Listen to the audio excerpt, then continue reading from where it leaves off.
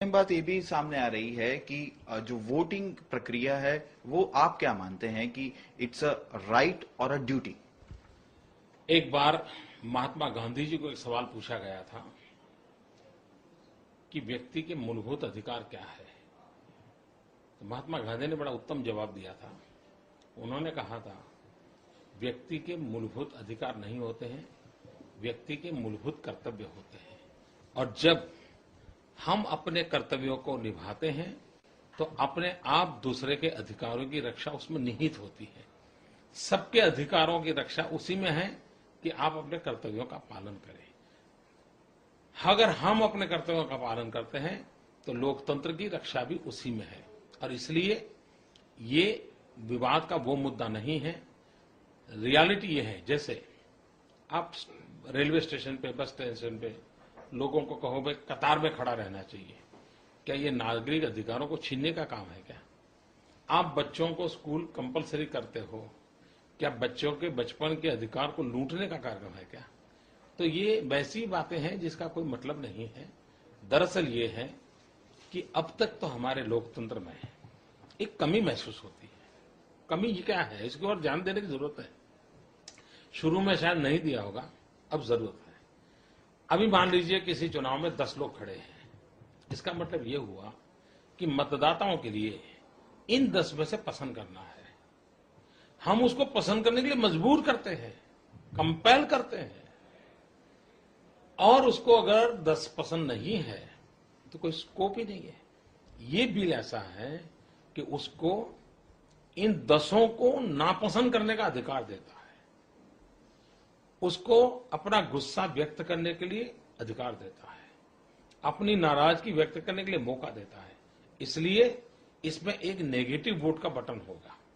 जिसको कहेगा वो कहेगा कि जितने लोग खड़े हैं, न मुझे व्यक्ति पसंद है, न मुझे दल पसंद है, न मुझे इनकी नीतियां पसंद है, इसलिए मैं इन सबको रिजेक्ट करता हूं। मैं समझता हूं इसके कारण देश की राजनीतिक दलों पर दबाव आएगा कि भाई क्या कारण है कि आपकी ऐसी कैसी नीतियां हैं कि देश के इतने परसेंटेज वोट नागरिक आपको स्वीकार करने को तैयार नहीं है। ये पहली बार होगा और इसलिए देश के राजनीतिक दलों के लिए भी एक बहुत बड़ी जिम्मेवारी का कारण बनने वाला है। जहां तक राइट ऑफ एक्सप्रेशन का सवाल है, क्या लगता है ये उसका हनन है? ये एक्सप्रेशन के लिए अवसर देता है।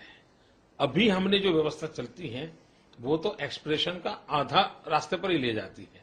पसंद करने के लिए तो एक्सप्रेशन है, नापसंद के लिए नहीं है। इसमें नापसंद के एक्सप्रेशन को अवसर है। विपक्ष का सीधे तौर पर आप पर यही आरोप है कि आपने पूरी तैयारियों के बिना जल्दबाजी में इस अमेंडमेंट को विधानसभा में पारित किया है, क्योंकि इसमें किसी भी तरह की सजा की अभी तक प्रावधान नहीं किया गया है। पहली बात है कि बिल पास होता है, बिल को सजा के साथ जोड़ना नहीं होता है।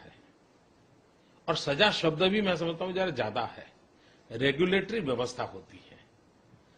और मान लीजिए आप कूड़ा कचरा बाहर फेंकते हैं और आपको कोई आपके कोई जिम्मेवारी आती है, इसको सजा कहेंगे क्या, क्रिमिनल एक्ट कहेंगे क्या? तो ये मैं समझता हूं बिल्कुल ही विकृत सोच है। ये कैसा होगा? सब लोग बैठेंगे, सभी दल के लोग बैठेंगे, सब अपने सुझाव देंगे कि भाई इसके लिए रेगुलेटरी व्यवस्था क्या हो।